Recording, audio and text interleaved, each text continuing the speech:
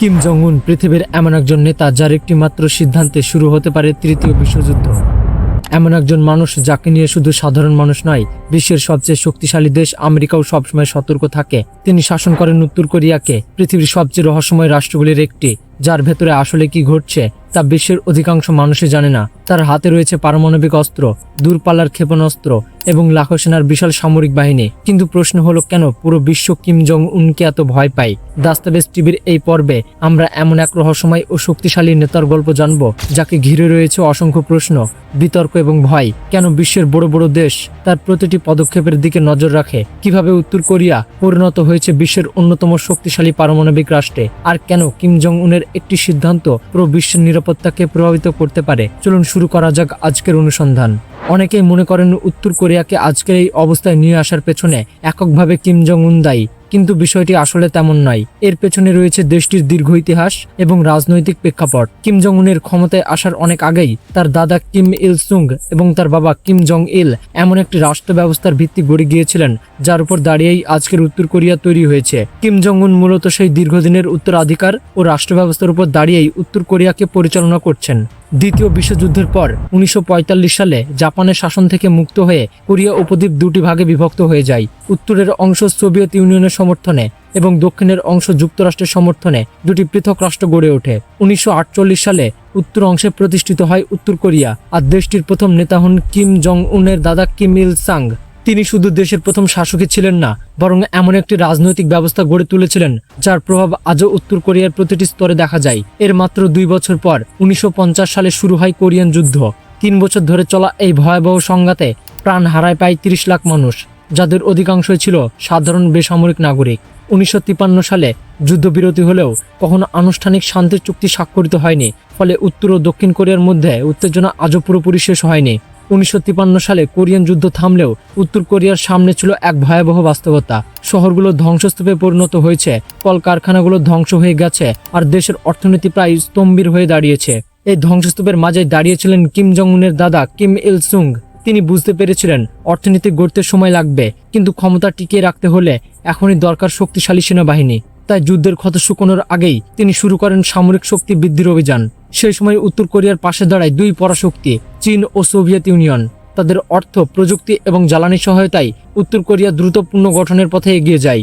কয়লা, লোহা, ইস্পাত এবং বিদ্যুৎ উৎপাদনের দেশটি এমন পর্যায়ে পৌঁছে যায় যে একসময় অনেক ক্ষেত্রেই দক্ষিণ কোরিয়াকেও পেছনে ফেলে দেয়। কিন্তু কিম ইল সুং শুধু একটি শক্তিশালী রাষ্ট্র গড়তে চাননি, তিনি চেয়েছিলেন এমন একটি রাষ্ট্র যেখানে জনগণ রাষ্ট্রের প্রতি নয়, একজন মানুষের প্রতি অনুগত থাকবে, আর সেই মানুষটি ছিলেন তিনি নিজেই। ধীরে ধীরে উত্তর কোরিয়া জুড়ে শুরু হয় ব্যক্তিপূজার এক অদ্ভুত সংস্কৃতি। রাস্তার মোড়ে মোড়ে তার বিশাল মূর্তি স্থাপন করা হয়। স্কুলের পাঠ্য বইয়ে তাকে জাতির ত্রাণকর্তা হিসেবে তুলে ধরা হয়। প্রতিটি পরিবারকে তার ছবি ঘরে টাঙিয়ে রাখতে বাধ্য করা হয়। একজন রাষ্ট্রনায়ক ধীরে ধীরে পরিণত হচ্ছিলেন প্রায় দেবতা সম এক ব্যক্তিত্বে। তবে কিম ইল সুং এর সবচেয়ে বড় স্বপ্ন ছিল আরো ভয়ঙ্কর। তিনি চেয়েছিলেন এমন একটি অস্ত্র যার কারণে পৃথিবীর কোনো শক্তিধর দেশ উত্তর কোরিয়াকে আক্রমণ করার সাহস না পায়। 1960-এর দশকে সেই স্বপ্নের প্রথম বীজ বপন হয়। সোভিয়েত ইউনিয়ন উত্তর কোরিয়াকে একটি ছোট্ট পারমাণবিক গবেষণা রিয়েক্টর ব্যবহারের সুযোগ দেয়।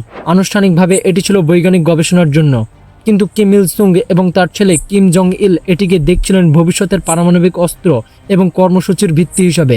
তখন হয়তো কেউ কল্পনা করতে পারেনি যে এই ছোট্ট গবেষণা প্রকল্প একদিন উত্তর কোরিয়াকে বিশ্বের সবচেয়ে শক্তিশালী ও বিতর্কিত পারমাণবিক রাষ্ট্রগুলির একটিতে পরিণত করবে। তিনি পুরো বিশ্বকে জানিয়ে দিতে চাইছিলেন যে উত্তর কোরিয়াকে আর দুর্বল রাষ্ট্র হিসাবে দেখার সুযোগ নেই। 1968 সালে সেই বার্তাই পৌঁছে যায় সরাসরি যুক্তরাষ্ট্রের কাছে। উত্তর কোরিয়ার নৌবাহিনী আন্তর্জাতিক জলসীমার কাছাকাছি মার্কিন গোয়েন্দা জাহাজ USS পাবেলো আটক করে। জাহাজটির 80 জনেরও বেশি নাবিককে বন্দী করা হয়। এটি ছিল যুক্তরাষ্ট্রের জন্য বড় ধরনের কূটনৈতিক অপমান, আর উত্তর কোরিয়ার জন্য ছিল একটি স্পষ্ট ঘোষণা, প্রয়োজনে তারা বিশ্বের সবচেয়ে শক্তিশালী দেশকেও চ্যালেঞ্জ জানাতে প্রস্তুত। এই ঘটনার পর কিম ইল সুং এর আত্মবিশ্বাস আরও বেড়ে যায়। 1974 সালে কিম ইল সুং গোপনে তার ছেলে কিম জং ইলকে অর্থাৎ কিম জং উনের বাবাকে ভবিষ্যতের উত্তরসূরি হিসাবে নির্বাচন করেন। এর মাধ্যমে উত্তর কোরিয়ায় আনুষ্ঠানিকভাবে একটি বংশানুক্রমিক শাসন ব্যবস্থার ভিত্তি আরও শক্ত হয়ে যায়। কিন্তু ঠিক তখনই বিশ্বের অন্য প্রান্তে ভিন্ন এক গল্প লেখা হচ্ছিল। 1980-এর দশকে উত্তর ও দক্ষিণ কোরিয়ার পথ যেন পুরোপুরি আলাদা হয়ে যায়। দক্ষিণ কোরিয়া দ্রুত শিল্প, প্রযুক্তি এবং মুক্তবাজারের অর্থনীতির মাধ্যমে এগিয়ে যাচ্ছিল। স্যামসাং ও এলজির মতো প্রতিষ্ঠান একের পর এক বিশ্ববাজারে নিজেদের শক্ত অবস্থান তৈরি করতে শুরু করে। অন্যদিকে উত্তর কোরিয়া ঠিক উল্টো পথে হাঁটছিল। অর্থনীতি ধীরে ধীরে স্তম্ভির হয়ে পড়ছিল। আন্তর্জাতিক দিক থেকেও দেশটি আরও বিচ্ছিন্ন হয়ে যাচ্ছিল।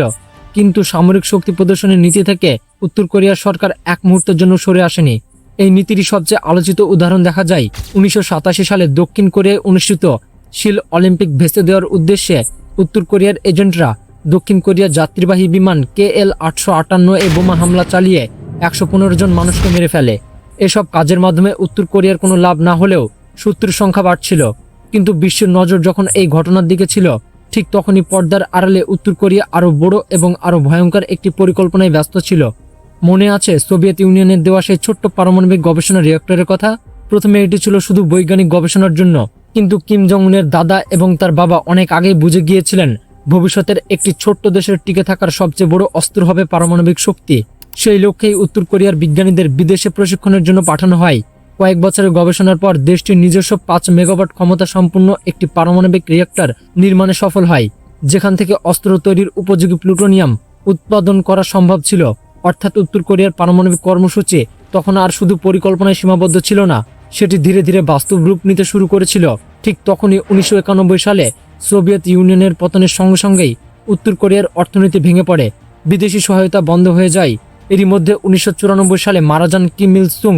ক্ষমতায় আসেন তার ছেলে কিম জং ইল, অর্থাৎ কিম জং উনের বাবা। আর ঠিক সেই সময় উত্তর কোরিয়া প্রবেশ করে এক ভয়াবহ দুর্ভিক্ষের যুগে। টানা বন্যা, খরা এবং অর্থনৈতিক সংকটে রাষ্ট্রীয় রেশন ব্যবস্থা ভেঙে পড়ে। মানুষ বনের ঘাস, গাছের ছাল, এমনকি মাটি খেয়েও বেঁচে থাকার চেষ্টা করে। বিভিন্ন আন্তর্জাতিক সংস্থার মতে এই দুর্ভিক্ষে 10 থেকে 30 লাখ মানুষের মৃত্যু হয়। কিন্তু দুর্ভিক্ষের মধ্যেও কিম জং ইল সেনাবাহিনী ও পারমাণবিক কর্মসূচিকে সবচেয়ে বেশি গুরুত্ব দেন। সাধারণ মানুষ অনাহারে মরলেও সামরিক শক্তি গড়ার কাজ থামেনি। আর ঠিক এখানেই উত্তর কোরিয়া পারমাণবিক কর্মসূচির সবচেয়ে বড় মোড় আসে পাকিস্তানের সঙ্গে একটি গোপন প্রযুক্তি চুক্তির মাধ্যমে। সেই সময় উত্তর কোরিয়ার কাছে উন্নত ক্ষেপণাস্ত্র প্রযুক্তি ছিল, কিন্তু ইউরেনিয়াম সমৃদ্ধকরণের প্রযুক্তি ছিল না। অন্যদিকে পাকিস্তানের কাছে ছিল সেই প্রযুক্তি, কিন্তু প্রয়োজন ছিল আরও উন্নত ক্ষেপণাস্ত্র। এই স্বার্থের মিল থেকেই দুই দেশের মধ্যে গোপন প্রযুক্তি বিনিময়ের চুক্তি হয়। এই চুক্তি উত্তর কোরিয়ার পারমাণবিক কর্মসূচিকে কয়েক বছর এগিয়ে দেয়। কিন্তু এত বড় একটি কর্মসূচি বেশি দিন গোপন থাকেনি। খুব দ্রুতই আমেরিকা বুঝতে পারে উত্তর কোরিয়া গোপনে পারমাণবিক অস্ত্র তৈরির পথে এগিয়ে যাচ্ছে। উত্তেজনা এতটাই বেড়ে যায় যে একসময় উত্তর কোরিয়ায় পারমাণবিক স্থাপনায় সামরিক হামলার পরিকল্পনাও করা হয়। তবে শেষ মুহূর্তে যুদ্ধ এড়াতে 1994 সালে একটি চুক্তি স্বাক্ষরিত হয়। বিনিময়ে উত্তর কোরিয়া প্রকাশ্যে তাদের পারমাণবিক কর্মসূচি সীমিত রাখার প্রতিশ্রুতি দেয়। কিন্তু পর্দার আড়ালে কিম জং ইল গোপনে ইউরেনিয়াম সমৃদ্ধকরণের কাজ চালিয়ে যেতে থাকেন। অবশেষে 2002 সালে সেই গোপন কর্মসূচির খবর প্রকাশ্যে চলে আসে। এর পরের বছর অর্থাৎ 2003 সালে উত্তর কোরিয়া আনুষ্ঠানিকভাবে পারমাণবিক অস্ত্র বিস্তার রোধ চুক্তি থেকে বেরিয়ে আসে। এরপর আর তাদের থামানো সম্ভব হয়নি। 2006 সালের 9 অক্টোবর উত্তর কোরিয়া সফলভাবে তাদের প্রথম পারমাণবিক পরীক্ষা চালায়। এরপর 2009 সালে তারা আরও শক্তিশালী দ্বিতীয় পারমাণবিক পরীক্ষা চালায়। এতে পরিষ্কার বোঝা যায় আন্তর্জাতিক নিষেধাজ্ঞা বা চাপ দিয়ে উত্তর কোরিয়ার পারমাণবিক কর্মসূচি আর থামানো যাবে না। এর 2 বছর পর 2011 সালে কিম জং ইল মারা যান। ক্ষমতায় আসেন তার ছেলে কিম জং উন। আর সেখান থেকেই শুরু হয় উত্তর কোরিয়ার সবচেয়ে ভয়ঙ্কর পারমাণবিক যুগ। ক্ষমতায় এসে কিম জং উন নিজের ক্ষমতা শক্ত করতে কঠোর শুদ্ধি অভিযান শুরু করেন। 2013 সালে রাষ্ট্রবিরোধের অভিযোগে তার চাচা চ্যাং সং থ্যাকে মৃত্যুদণ্ড দেওয়া হয়। এরপর 2017 সালে মালয়েশিয়ায় রহস্যজনক বিষ প্রয়োগে নিহত হন তার সৎ ভাই কিম জং নাম। অনেক দেশ ও তদন্তকারী সংস্থা এই হত্যার পেছনে উত্তর কোরিয়ার সম্পৃক্ততার অভিযোগ তুললেও উত্তর কোরিয়া তা অস্বীকার করেছে। ক্ষমতার ভেতরে বিরোধ অনেকটা নিয়ন্ত্রণে আনার পর কিম জং উন পুরো মনোযোগ দেন পারমাণবিক অস্ত্র ও ক্ষেপণাস্ত্র কর্মসূচিতে। 2017 সালে উত্তর কোরিয়া তাদের সবচেয়ে শক্তিশালী পারমাণবিক পরীক্ষা চালায়। এটি ছিল একটি হাইড্রোজেন বোমা, যা হিরোশিমায় ফেলা বোমার চেয়ে প্রায় 10 গুণ বেশি শক্তিশালী বলে ধারণা করা হয়। এর পাশাপাশি উত্তর কোরিয়া এমন আন্তঃমহাদেশীয় ক্ষেপণাস্ত্র তৈরি করে যা তাত্ত্বিকভাবে যুক্তরাষ্ট্রের মূল ভূখণ্ডে পারমাণবিক হামলা চালাতেও সক্ষম। আর সেই মুহূর্ত থেকেই কিম জং উন শুধু উত্তর কোরিয়ার নেতা নন, বরং বিশ্বের রাজনীতিতে সবচেয়ে ভয়ঙ্কর ও আলোচিত নেতাদের একজন হিসেবে পরিচিত পান।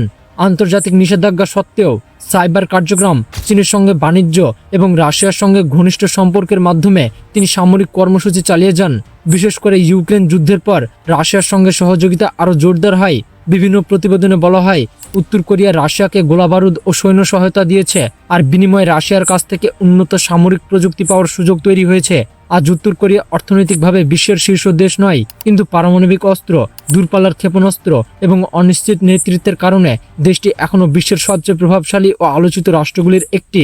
বিশেষ করে কিম জং উনের অনিশ্চিত সিদ্ধান্ত ও নীতির কারণে আমেরিকা, জাপান, দক্ষিণ কোরিয়া থেকে শুরু করে বিশ্বের বড় বড় পরাশক্তি তার প্রতিটি পদক্ষেপের উপর সবসময় নজর রাখে। উত্তর কোরিয়ার ভবিষ্যৎ কি হবে, কিম পরিবারের শাসন কতদিন চলবে, তার উত্তর সময় দেবে। সাম্প্রতিক সময় কিম জং উনকে তার মেয়ে কিম জু একে বিভিন্ন সামরিক প্যারেড ও ক্ষেপণাস্ত্র পরীক্ষার সঙ্গে দেখা গেছে। এই কারণে অনেক বিশ্লেষক মনে করছেন ভবিষ্যতে তিনি হয়তো কিম পরিবারের পরবর্তী নেতৃত্বের জন্য প্রস্তুত হচ্ছেন। তবে একটি বিষয় নিশ্চিত, পারমাণবিক অস্ত্র আর আক্রমণাত্মক নীতির কারণেই উত্তর কোরিয়াকে আজ আর কোনো দেশই হালকাভাবে নেয় না। আপনার কি মনে হয় কিম পরিবার এই শাসনকে আগামী প্রজন্মেও একইভাবে চলতে থাকবে, নাকি একদিন উত্তর কোরিয়ায় বড় কোনো পরিবর্তন আসবে? আপনার মতামত অবশ্যই কমেন্টে জানান। ভিডিওটি ভালো লাগলে একটি লাইক দিন এবং আরও এই ধরনের ভিডিও পেতে দাস্তাবেজ টিভিকে সাবস্ক্রাইব করতে ভুলবেন না।